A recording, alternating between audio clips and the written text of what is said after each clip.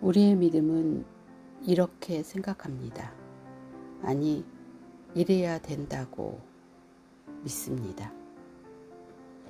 하나님을 믿으면 모든 일이 잘 풀려야 하는 것 아닌가? 열심히 기도했는데도 어려움이 찾아오고, 하나님의 뜻대로 살려고 했는데도 오해를 받고, 옳은 일을 했는데도 반대를 경험할 때가 있습니다. 그럴 때 우리는 묻습니다. 하나님, 제가 잘못 가고 있는 걸까요? 오늘 우리가 보고자 하는 사도행전 4장은 우리의 생각과는 조금 다른 이야기를 해주고 있습니다. 사도 베드로와 요한은 병든 사람을 일으켰습니다. 예수님을 전했습니다. 사람들에게 소망을 전했습니다. 그런데 돌아온 것은 칭찬이 아니었습니다. 체포였습니다. 감옥이었습니다. 여기서 우리는 또 한 번 질문하게 됩니다. 왜 하나님의 일을 하는데 이런 일이 일어났을까요?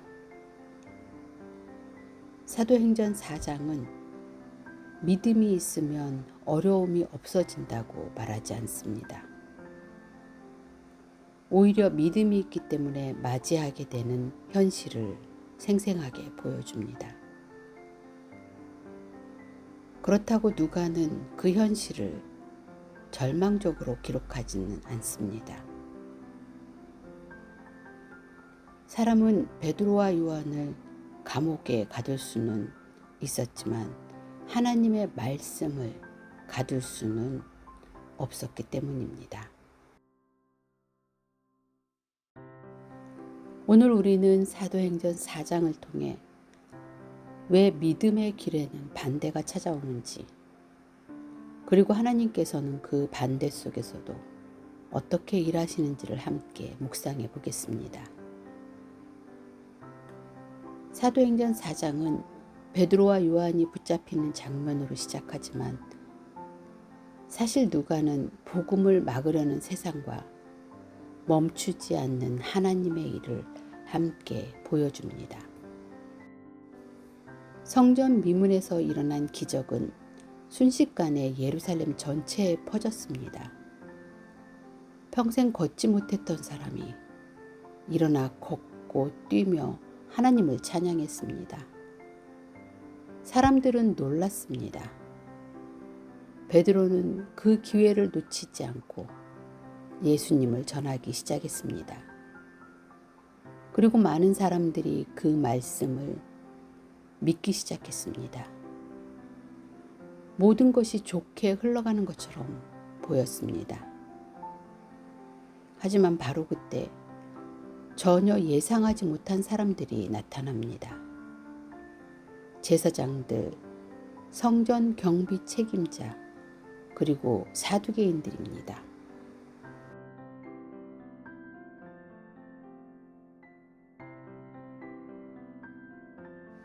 그들은 왜 화가 났을까요?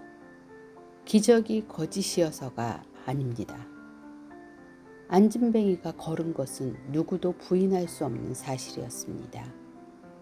사람을 살린 일을 문제 삼을 수도 없었습니다. 그들이 불편했던 것은 예수님의 이름이 높아지는 것이었습니다. 베드로는 예수님께서 살아계시고 부활하셨다고 전했습니다. 그 순간 사람들의 관심이 종교 지도자들에게서 예수님께로 향하기 시작했습니다. 그것이 그들에게는 가장 큰 위협이었습니다. 우리도 살아가다 보면 이해되지 않는 반대를 만날 때가 있습니다. 나쁜 일을 한 것도 아닌데 누군가가 불편해하고 오해하고 막으려고 할 때가 있습니다. 그럴 때 우리는 내가 뭘 잘못하고 있나?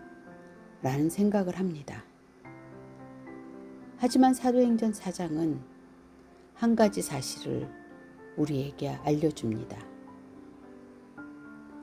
모든 반대가 잘못된 길이라는 뜻은 아닙니다. 오히려 하나님의 일이 시작될 때 반대도 함께 시작되는 경우가 있습니다. 반대가 있다고 해서 길을 잘못 가는 것은 아닙니다. 결국 베드로와 요한은 붙잡혀 감옥에 갇히게 됩니다. 사람들의 눈에는 복음이 멈춘 것처럼 보였습니다. 하지만 요한은 바로 이어서 놀라운 사실을 기록합니다. 말씀을 들은 사람 중에 믿는 자가 많으니 남자의 수가 약 5천이나 되었더라. 세상은 베드로와 요한을 감옥에 넣었습니다. 하지만 복음은 감옥에 갇히지 않았습니다. 사람은 하나님의 사람을 묶을 수는 있어도 하나님의 말씀은 묶을 수 없었습니다. 우리도 기도하며 걸어가는데 예상하지 못한 어려움을 만날 수 있습니다. 그때 하나님이 나와 함께하지 않으시는 건가? 라고 생각하기 쉽습니다. 하지만 사도행전 4장은 분명히 말합니다.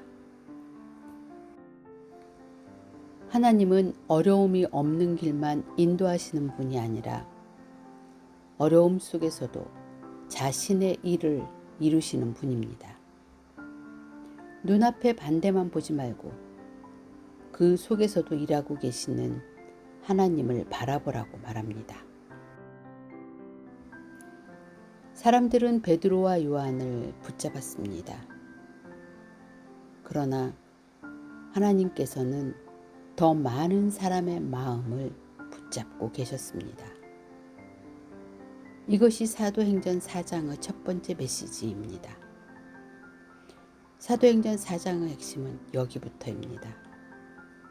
누가는 단순히 붙잡혔다를 기록하는 것이 아니라 성령 충만한 사람은 반대 앞에서 어떻게 살아가는가를 보여줍니다. 다음 날 베드로와 요한은 최고 종교재판 앞에 서게 됩니다. 대제사장 안나, 가야바, 요한, 알렉산더 그리고 제사장 가문의 모든 사람들이 모였습니다. 이 사람들은 예수님을 신문했던 바로 그 사람들입니다. 생각해 보십시오. 불과 몇 달 전 베드로는 한 여종 앞에서도 나는 예수님을 모른다고 말했던 사람입니다. 그런데 지금은 당대 최고 권력자들 앞에 서 있습니다. 사람이라면 두려워하는 것이 당연합니다. 그때 성경은 아주 짧지만 중요한 한 문장을 기록합니다. 이에 베드로가 성령이 충만하여 누가는 베드로가 원래 용감한 사람이었다고 말하지 않습니다. 말을 잘하는 사람이었다고도 하지 않습니다. 성령이 충만하여 이것이 모든 것의 시작입니다. 우리는 성령 충만하면 특별한 체험만 떠올립니다. 하지만 사도행전은 다른 모습을 우리에게 보여줍니다. 성령 충만은 두려움이 사라지는 것이 아니라 두려움보다도 더 하나님을 크게 보는 것입니다. 베드로 역시 상황은 그대로였습니다. 재판도 그대로 권력자도 그대로였습니다. 달라진 것은 베드로의 중심이었습니다.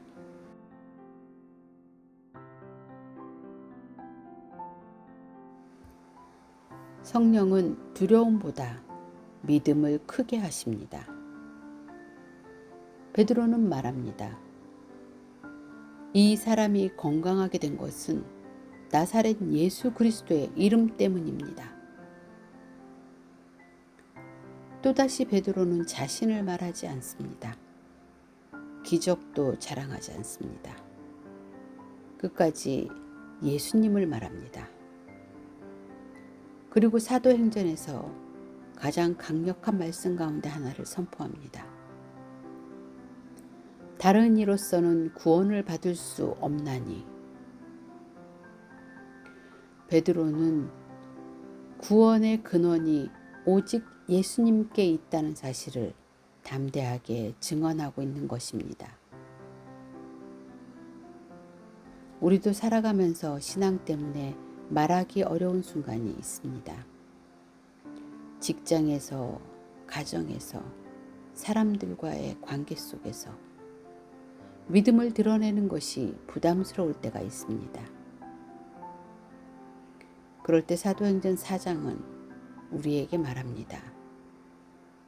담대함은 원래 성격에서 오는 것이 아닙니다. 하나님이 함께 하신다는 확신에서 옵니다. 그래서 성령 충만은 필요한 순간에 진리를 말할 수 있는 사람이 되는 것입니다. 베드로는 예전에는 사람을 두려워했습니다. 이제는 하나님을 더 크게 보게 되었습니다. 상황은 바뀌지 않았지만 그의 중심이 바뀌었습니다. 그리고 중심이 바뀌자 말도, 태도도, 삶도 달라졌습니다. 사도행전 4장은 우리에게 이렇게 말합니다. 성령은 우리를 다른 사람이 되게 하는 것이 아니라 하나님을 더 크게 보는 사람으로 만드십니다. 여기서부터 사도행전 4장은 아주 흥미로워집니다. 종교 지도자들은 베드로와 요한을 무너뜨리려고 했지만 오히려 그들을 보며 놀라기 시작합니다. 종교 지도자들은 베드로와 요한을 바라보았습니다. 그리고 한 가지를 깨닫습니다. 그들은 학문 없는 범인이다. 이 말은 단순히 그들이 무식하다는 뜻이 아닙니다. 정식 랍비 교육을 받지 않은 평범한 사람들이라는 뜻입니다. 그런데 그 평범한 사람들이 당대 최고 종교 지도자들 앞에서 조금도 주눅들지 않고 말하고 있습니다. 도대체 무엇이 그들을 이렇게 만들었을까요? 여기에 대해 성경은 아주 짧게 답을 말합니다. 또 전에 예수와 함께 있던 줄도 알고. 저는 이 한 문장이 사도행전 4장의 핵심이라고 생각합니다. 그들이 특별한 교육을 받아서도 아닙니다. 높은 지위를 가진 것도 많은 재산이 있어서도 아닙니다. 그들은 예수님과 함께 있었던 사람들이었습니다. 생각해보면 예수님과 함께 했던 시간은 베드로를 조금 더 똑똑하게 만든 것이 아니라 조금 더 예수님을 닮게 만들었습니다. 사람들은 베드로를 보면서 예수님을 떠올렸습니다. 이것이 가장 큰 변화였습니다.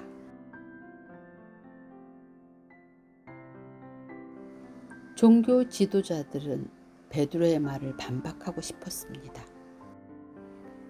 하지만 여기에는 한 가지 문제가 있었습니다. 걷게 된 사람이 그 자리에 함께 서 있었습니다. 기적은 부인할 수 없는 현실이었습니다.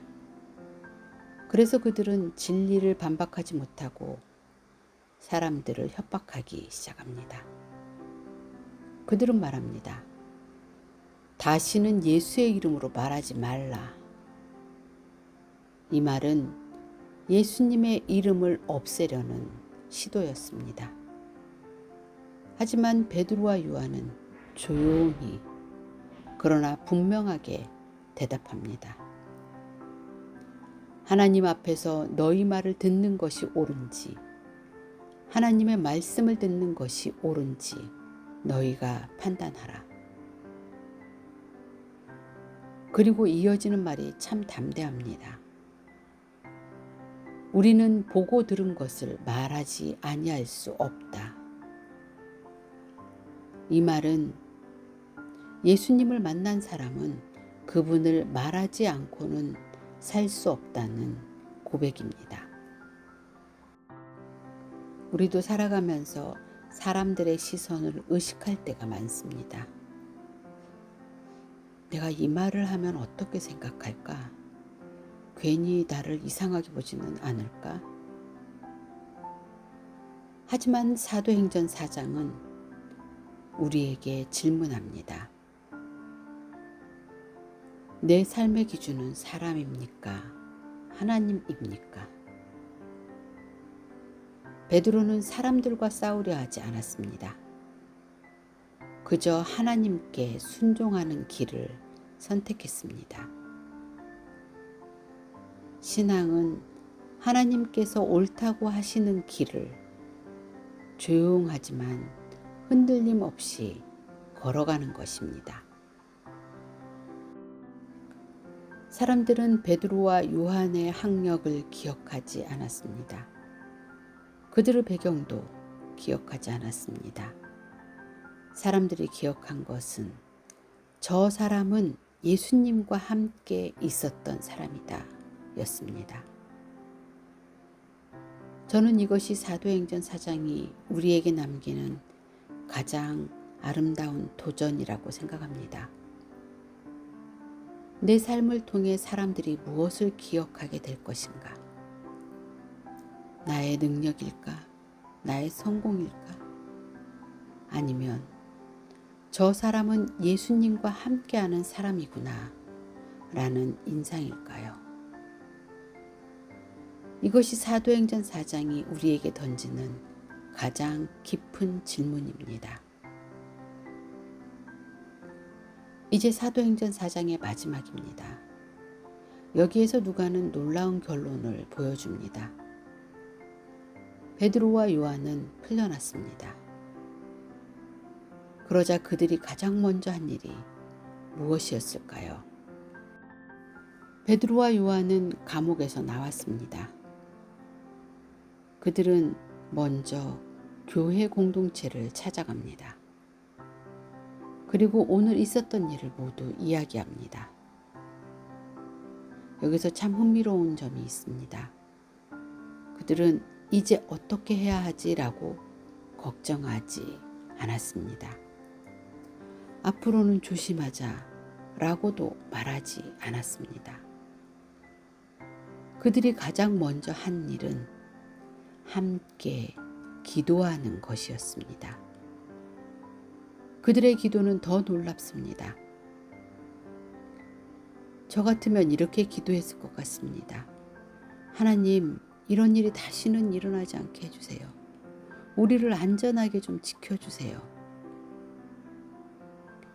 하지만 초대교회는 그렇게 기도하지 않았습니다. 그들은 주여 우리에게 담대함을 주십시오 라고 기도했습니다. 그들은 반대를 없애달라고 하지 않았습니다. 반대 속에서도 계속 복음을 전할 수 있는 용기를 구했습니다. 이것이 사도행전 4장의 가장 큰 도전입니다. 우리는 환경이 바뀌기를 먼저 기도합니다. 하지만 초대교회는 자신들이 먼저 담대해지기를 기도했습니다. 환경보다 먼저 마음을 바꾸기를 기도했습니다. 그들이 기도를 마치자 성경은 놀라운 장면을 기록합니다. 모인 곳이 진동하더니 하나님께서 그들의 기도를 들으셨다는 표시였습니다. 그리고 모두가 다시 성령으로 충만해졌습니다. 잘 보십시오. 성령 충만은 한 번 경험하고 끝나는 것이 아니었습니다. 하나님은 필요한 순간마다 그들에게 다시 담대함을 주셨습니다. 그리고 누가는 마지막 장면을 보여줍니다. 믿는 사람들은 한 마음이 되었고 자기 것을 자기 것이라고만 하지 않았습니다. 억지로 나눈 것이 아니라 기쁨으로 나누었습니다. 어떻게 그럴 수 있었을까요? 그들의 중심이 내 것이 아니라 하나님의 것으로 바뀌었기 때문입니다. 누가는 특별히 한 사람의 이름을 소개합니다. 바나바입니다. 그는 자신의 밭을 팔아 필요한 사람들을 위해 내어놓았습니다. 그런데 왜 이름까지 기록했을까요? 사도행전은 기적만 기록하는 책이 아니라 성령께서 한 사람의 삶을 어떻게 바꾸셨는지 기록하는 책이기 때문입니다. 우리도 살아가면서 반대를 만납니다. 오해를 받을 수도 있고 뜻대로 되지 않는 일도 있습니다. 그럴 때 우리는 문제가 빨리 없어지기를 기도합니다. 하지만 사도행전 4장은 우리에게 다른 길을 보여줍니다. 하나님은 문제를 없애시는 것보다 먼저 그 문제 앞에서도 흔들리지 않는 사람으로 우리를 세워 가십니다. 그리고 혼자 버티게 하지 않으십니다. 함께 기도할 공동체를 주시고 함께 걸어갈 사람들을 붙여주십니다. 사도행전 4장은 반대로 시작했습니다. 감옥으로, 협박으로 시작했습니다. 하지만 마지막은 기도와 담대함 그리고 사랑으로 끝납니다. 세상은 복음을 막으려 했습니다. 그러나 하나님은 오히려 교회를 더 담대하게 하셨습니다. 그래서 사도행전 4장은 우리에게 이렇게 말합니다. 믿음에도 반대는 옵니다. 하지만 하나님은 그 반대 속에서도 자신의 일을 멈추지 않으십니다. 오히려 그 시간을 통해 우리의 믿음을 더 깊게 하시고 더 담대하게 하시며 더 사랑하는 사람으로 빚어가십니다. 성경을 삶의 언어로 여기는 인사이드 안쪽입니다. 믿음에도 반대는 찾아옵니다. 하지만 하나님은 반대를 통해 우리의 믿음을 무너뜨리시는 분이 아니라 더 단단하게 세워가시는 분입니다. 다음 시간에는 사도행전 5장을 통해 하나님 앞에 정직하게 살아간다는 것이 무엇인지 함께 묵상해 보겠습니다. 지금 화면에 보이는 영상을 이어서 보십시오.